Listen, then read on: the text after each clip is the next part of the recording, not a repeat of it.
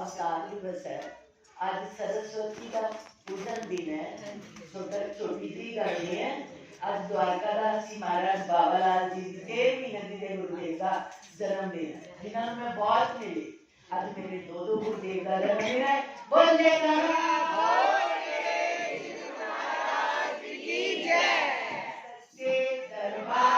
की जय, सतगुरु भगवान की जय, वाले की जय, वाले की जय, वाले की जय, कटवासी की जय, वासी की जय, वाले की जय, वाले की जय, सतगुरु की जय, सतगुरु की जय।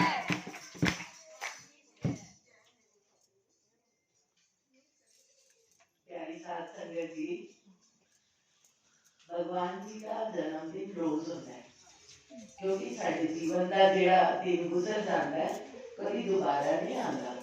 असीं कह देने next Sunday, next Monday, next जनवरी, जरूर ठीक है, ये असीं अपनी सहूलत बनाई हुई है कि हुण जनवरी महीना आ गया, हुण फरवरी आ गया, हुण सोमवार आ गया। पर जिहड़ा अज बसंत, तुहानूं पता है गुरुदेव का इंग्लिश तिथि सी, अंग्रेजी कैलेंडर के मुताबिक मेरे गुरुदेव 1 फरवरी 1884 1 फरवरी 1884 में जन्मदिन होया, और उसी दिन किदा होया श्री गुरु बाबा लाल जी महाराज का जन्मदिन। तो एक नो दोनों सरकारां दा, उन्हां दा अंग्रेजी, उन्हां दा देसी।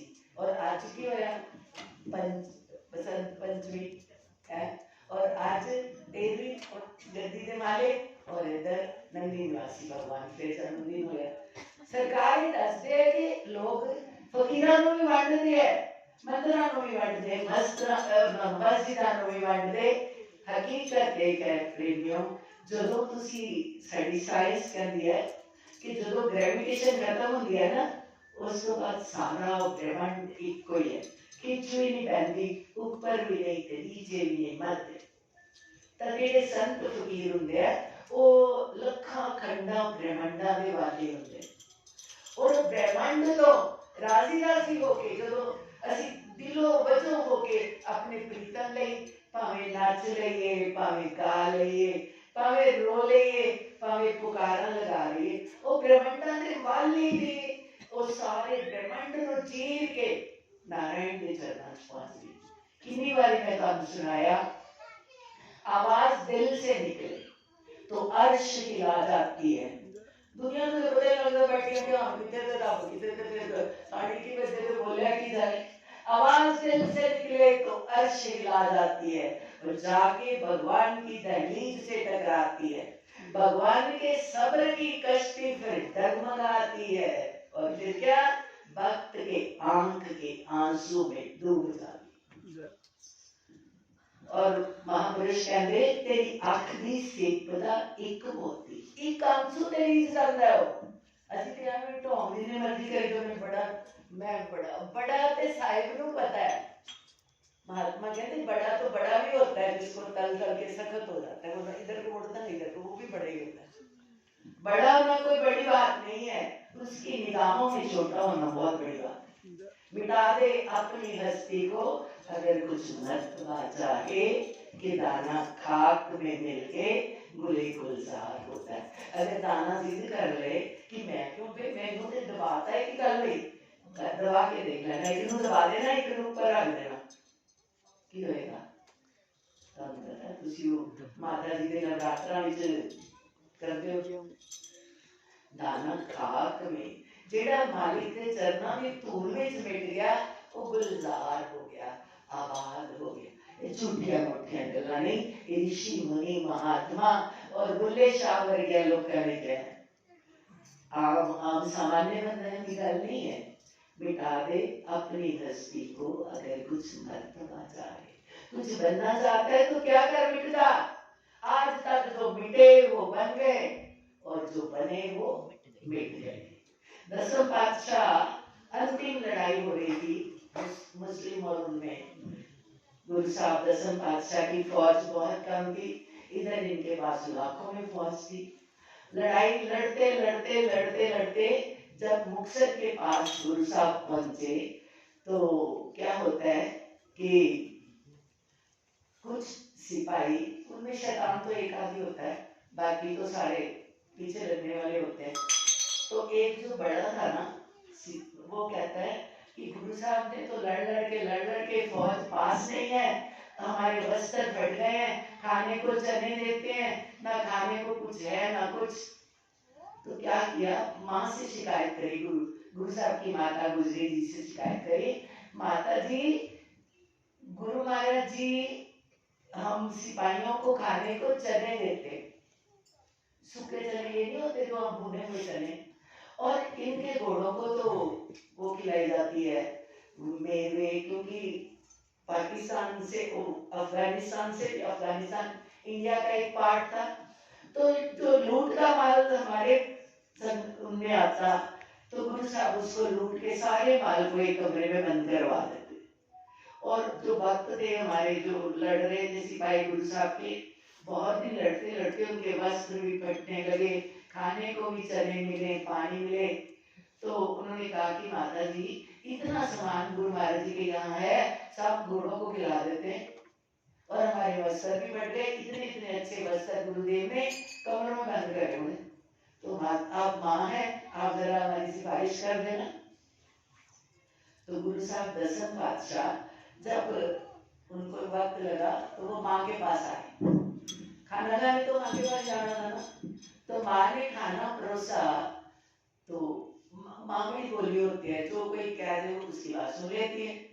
गुरु साहब ने खाना खा लिया तो माँ कहती है, बेटा तेरे इतने प्यारे बच्चे, ये तेरे गुरमुख सिंह घर बार छोड़ के महीनों से तेरे पीछे लगे हुए, तो तू क्या करता है, घोड़ों को तो तू खिलाता है गिरिया बादाम और काजू, और इन बच्चों को देता है भुने हुए चने, तो फिर ये कैसे लड़ेंगे, क्या होगा। तो गुरु साहब को बहुत बुरा लगा। उन्होंने बोला, माँ ऐसी जरूरत किसने करी आपसे ये बात करने की, तेरे कुछ संगत इन्होंने सिपाहियों ने करी, नाम तो माँ ने नहीं लिया। गुरु महाराज जी कहते, माँ आप मेरी माँ हो, आप मुझे जहर खिलाओगी। माँ कैसे खिलाएगी, कहती माँ कहती है कि बेटा मैं अपने बेटे को जहर खिलाऊंगी, कभी तू मान सकता है ऐसा हो सकता है, नहीं बेटा ये मुझसे नहीं होगा। पर माँ ये लूट का माल मैं इनको खिलाऊं तो ये कल भाग जाएंगे सारे, ये लूट का माल है, ये मुस्लिम लोगों का वहां से वो, क्योंकि इनको लूटते थे इस वजह से लोग, तुम भी यही करो। तो ये माल घोड़ों को खिलाएंगे वो तगड़े हो जाएंगे, इनको खिलाऊंगा तो इनका मन बदल जाएगा, घर को भाग जाएंगे। तो माँ मैं तो ये नहीं करूंगा। पर जिसने ये कहा है या सोचा है, ये सब मलेश खालसा है। आजकल कहते हैं ना मलेश खालसा मैंने जिनकी बुद्धि भ्रमित हो गई, बिगड़ गई है बुद्धि, कहते कलयुग में ये मलेश खालसा बन के आएंगे और गुरुद्वारे के धन को खाएंगे। ये दसम पातशाह की वाणी है, ठीक है।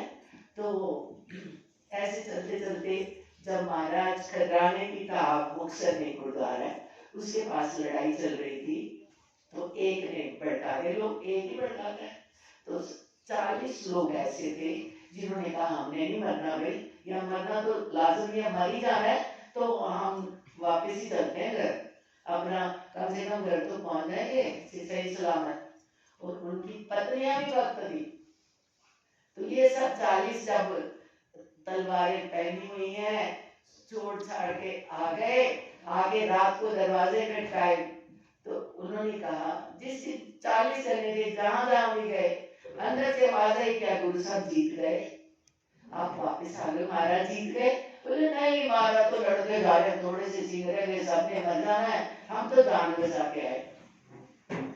वो कहते तुम जान बचा के आ गए, बाहर ही रहो, यहीं पे घोड़े रखो, यहीं पे तलवार, और तुम चलो अंदर चूड़ियां पहनो, हम जाएंगे महाराज जी के साथ। हद हो गई, गुरु को छोड़ के आ गए।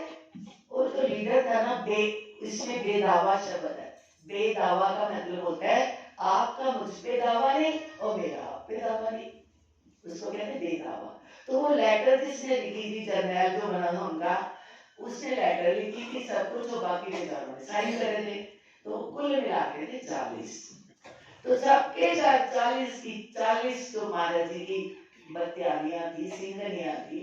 सिंह महाराज जी ने शेर बनाए थे, सिंह महाराज जी ने पगड़ी वाले नहीं बनाए थे, नहीं, वो ड्रेस बनाई थी, वो ड्रेस बनाई थी, क्योंकि वो इमरजेंसी पीरियड चल रहा था। गुरुदेव को अपने हिंदू धर्म को बचाने के लिए रक्षा करनी थी। आपके 9 gurus were all Sikhs and they were all Kshatriyas, सब 9.5 कह सकती हूँ मैं। 10वें पातशाह का नाम श्री गुरु गोविंद राय जी था। उन्होंने जब सिंह सजाए, that was a dress, uniform थी। इतने शूरवीर लोगों, इतने खूंखार लोगों कि ये बड़े मुस्लिम खूंखार बनते तो इनसे बढ़ के हो जाओ। इसलिए तो महाराज 10वें पातशाह आगे आगे लड़ते जा रहे। उन्होंने तो लड़ा, इसलिए नहीं लड़ा कि मैं जीतूं या हारूं। फकीर इसलिए नहीं लड़ता, फकीर इसलिए लड़े कि मैं जहां तक हो सकूं। मेरे 4 साहिबजादे चले गए, हजारों लाखों सिख चले, लाखों तो नहीं होंगे उस पीरियड में, पर फिर भी आज आप बताइए औरंगजेब का एक भी शिष्य जिंदा है? उसका कोई नाम लेवा नहीं है। और गुरु साहब के शिष्य सारे वर्ल्ड में, चाहे 2, चाहे 4, चाहे 5, चाहे लाख, चाहे हजार, तो जिंदा तो वो है भाई जो इसी चीज पे कायम है, धर्म पे कायम है, सच पे कायम है, ईमान पे कायम है। ये हमारे पर्सनल प्रॉपर्टीज है, धर्म, ईमान, सच। तो आप वो जब अब बड़ी मुश्किल में पड़े, उनको शर्म आई, उन्होंने वापस तलवार पहनी, वापस उन्होंने अपने सिंह सजाया और गए वहां। तो गुरु साहब तो आगे जा चुके थे, लड़ाई चार चुके थे। तो ये लोग जो मुक्तसर के पास लड़ाई जहां से ये भाग के आए थे, ये रातों रात वापस आए और आके सब ने अपने लड़ना शुरू करा। अब गुरु साहब के पास शिष्य तो बहुत कम थे, उधर उसके पास तो हजारों फौज थी औरंगजेब के पास। तो वो धीरे धीरे धीरे धीरे कटने लगे। अब ये जो राइटर था ना, जिसने चिट्ठी लिखी थी, बेदावा लिखा था, मौत उसको नहीं आ रही। उसको लग रहा है कि मैंने इतना बड़ा गुनाह किया है, एक बार सदगुरु आप आ जाते, आप आके वो मेरा बेदावा फाड़ देते तो फिर मैं चैन से मर जाता। अब उसने आवाज लगाई, शहंशाह मैं अंतिम श्वास पे हूँ, आ जाओ। और जो आवाज दिल से निकले, गुरु साहब कहीं और लड़ रहे थे, वो तेज घोड़े की रफ्तार से, उनका घोड़ा भी अलग था, नीला घोड़ा कहते हैं, नीले घोड़े में इतनी तेज रफ्तार में आए और घोड़े को उन्होंने देखा तो कहते मैं आ गया, आगे गोल में आ गया। गुरु साहब उतरे, बैठे, गोदी में उसका सिर लिया, बता तूने क्यों बुलाया मेरे को? तो वो उस तड़पता अंतिम श्वासों में कहता है, शहंशाह जे तुठे होते बेदावा फाड़ दियो। तुठे का मतलब राजी, खुश। अगर आप मेरे पे खुश हो, आप नाराज नहीं हो, तो ये बेदावा फाड़ दो। आप कभी मुक्तसर जाओ, गुरुद्वारा साहब के अंदर बहुत बड़ा तालाब है, ड्योढ़ी में इतना बड़ा वो उन्होंने लगाया हुआ है बना के ये तस्वीर। गुरु साहब बैठे हैं गोदी में, तो साहिब ने बोला तू ब्रिगेडियर है, जा मैं तू मुक्त किया तो तेरे सारे मुक्त करे। 40 मुक्ते, 4 साहिबजादे बोलते, आज तक उनकी अरदास है, वो जब तक ये धर्म रहेगा उनका नाम लिया जाएगा। तो नाम किसका लिया जाता है? मैं आपको कई बार कहती हूँ, मोहब्बत में ही कहते हैं हम महाराज जी के प्रेमी हैं। थोड़ी सी मुश्किल आ जाए, बुखार से मेरा महाराज जी ने लाया ही नहीं। वो महाराज जी को बुखार के लिए समझा तुमने?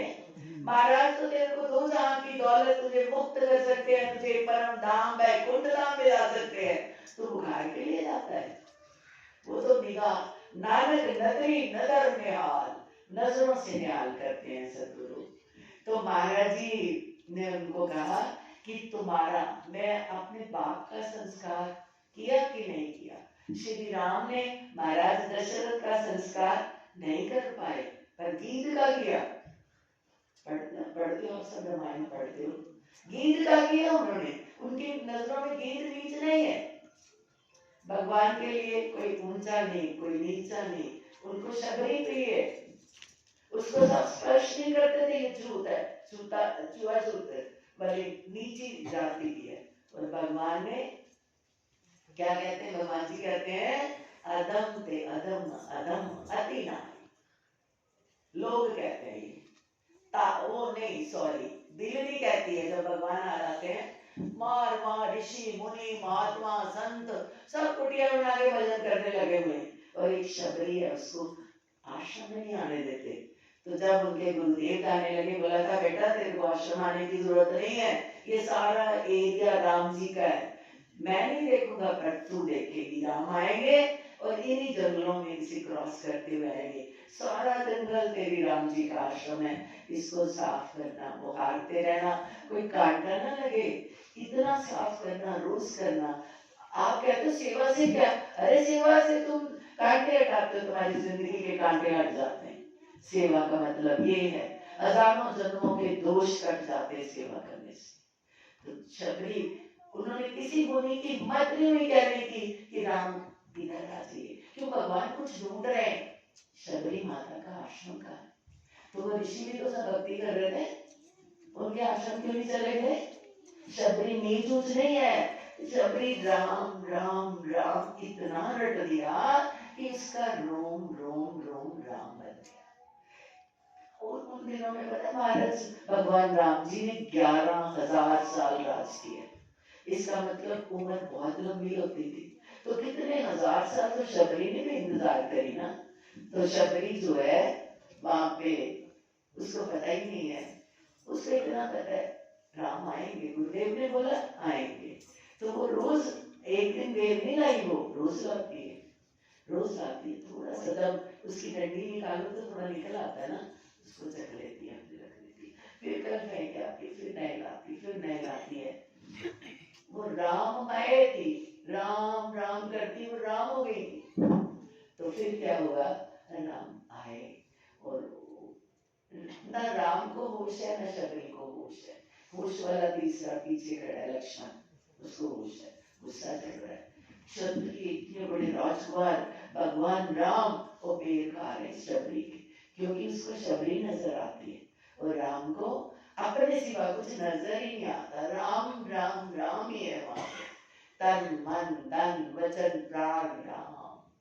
तो भगवान खुश हो गए, भगवान की आंखें बंद है, खाए जा रहे हैं, अंतर्यामी जान रहे हैं पीछे लक्ष्मण खड़ा है पर खा नहीं रहा। तो उन्होंने ऐसे करके कहा लक्ष्मण थोड़े तू भी खा ले। उसने कहा सरकार नाराज हो जाएंगे, उसने पीछे से फेंक दी। पीछे इतना बल था लक्ष्मण में। असल में हकीकत ये है, राम जी का हुक्म तो वो नहीं टाल सकता था, वरना उसने न 14 साल ना वो सोया ना उसने खाया। लक्ष्मण को यतियों में दर्जा है लक्ष्मण का। एक यति ही ऐसा कर सकता है, सामान्य मानव नहीं कर सकता। पर राम जी पेट दे और नहीं खाए, ये तो भाई गुनाह हो गया ना, ये बेअदबी हो गई। तो उन्होंने इतनी जोर से फेंके, वो जाके उस पर्वत पे गिरे। सुमेरु पर्वत का भी क्या था भूल गई मैं, वहां गिरे और वो संजीवनी बने। क्यों? कि तूने मेरी माता का अपमान किया है, अब यही बेर तेरे काम आएगी, यही तुझे जीवन दान करेगी।